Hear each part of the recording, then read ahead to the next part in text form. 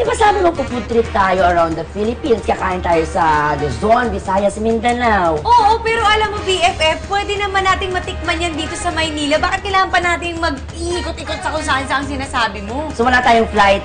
Ganon. Wala! Hindi natin kailangan yun. Tulad na lang, kung nasan tayo ngayon. Saan ba tayo sa bilet? Halika, banda tayo dito. Empanada Nation. Oh, nakalagay, Ilocos Empanada. So itong first stop natin sa Luzon? Oo, tama. Halika dito. Oy! Oy! Ay, dito na pala kayo? Kamukha! Napapanood ko to eh.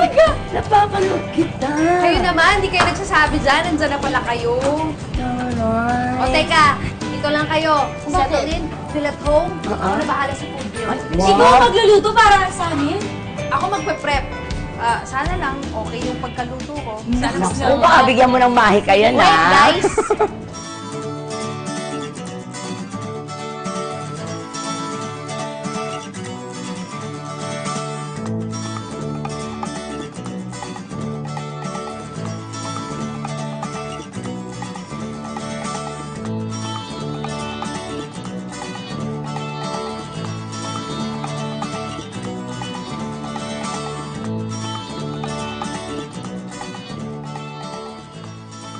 Kita mo, ganun lang pala kadali. Wow! Hi, Ma'am Elise! O BFF, si Ma'am Elise ang may-ari nitong restaurant na ito. Question number 1, bakit niyo dinala yung empanada ng Ilocos dito sa Maynila? Unang-una kasi madaming Ilocano dito sa Manila. Para hindi na nila hanap-hanapin or balikan sa Ilocos kasi 8 hours or 6 hours yung travel.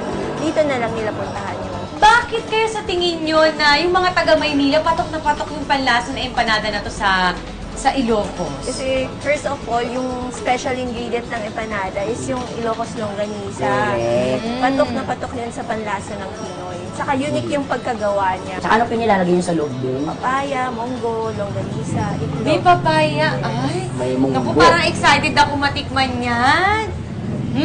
Alam mo na. Kaya nga. Marami pong salamat. Thank you, ma'am. Nako. Ah. Vanessa, kamusta ka dyan? Eto na! Ang bilis naman ni Banes. Ganun talaga. Ang laki Minagic ko pala. yan. Wow. Ito, empanada. Yan ang sikat na Ilocos empanada. Yan. Tapos ito Wow. yung suka. May sausawan. Siyempre, suka yan. Tsaka may Bagnet, kasama sili. bagnet tsaka longganisa. Pero tawag nila dito yung King's Meal. King's Meal. Ito, crispy baggies. Huwag mong sabihin na bagoong din to ng mga Iloco. Tama ba? Ano? Bagoong? Oo, bago ang isda. Mm. Tapos ito, crispy dinuguan. Crispy dinuguan. So, ano yan. Crispy talaga. Crispy na dugo. Ito, ano sabi mo na bagis? Oo. So, intestine yan. Oo. Intestine BFF. Kumakain ka ba ng Wow. intestine? Kumakain ako ng bituka yung iniihaw. eh. Sarap. Sarap, Pepe. Ito. Meron pa, ang dami naman. Alam mo tawag dito. Okay, huwag kayong green-minded Ang tawag? Poke-poke. Ayoko yan. Bakit tayo? Wala lang. Tapos gusto ko yung bagnet kasi yung sa puki-puki. Huwag mo akong dinadamay dyan. O, Ben? Halika. Teka, tikman na kasi natin yung Empanada muna. Oo, yung empanada muna. Oo. Di ba may paraan doon ng pagkain dito? Tsaka nakakatuwa niyan. Kakain ako kasama ang mga taga-Encantadia. Buti-bati kayo ngayon, ha? May challenge lang ako sa inyo. Bago natin kainin tong ating Ilocos Empanada, kailangan naka-in-character kayo. Okay ba yon? Wow, ha? Kasali talaga ako. Oo. ha? Sige, Ganun sige, yun? sige. Oo, mauna si Baning. Okay, ha? Mauna ako. Paano kumain ng empanada siguro na? Siguro na. Ganito. Siguro na. Ganito kumain ng empanada siguro. Sandali ah. Mainit. Sige. Lalagyan Ay, may ng... ganon. Vinegar. Ang bait niya naman kumain. Maghintay ka. Tay ka. O, ayan na. Good. Tingin mo, ay, kumain na naman. Ay, ubos na! Napaka-magical naman. O, ako naman bilang ilang Reyna. Buhay ng Reyna Minea. Kasi kailangan suriin ko muna ang pagkain, baka may lason. At mahal na rin na wala akong laso.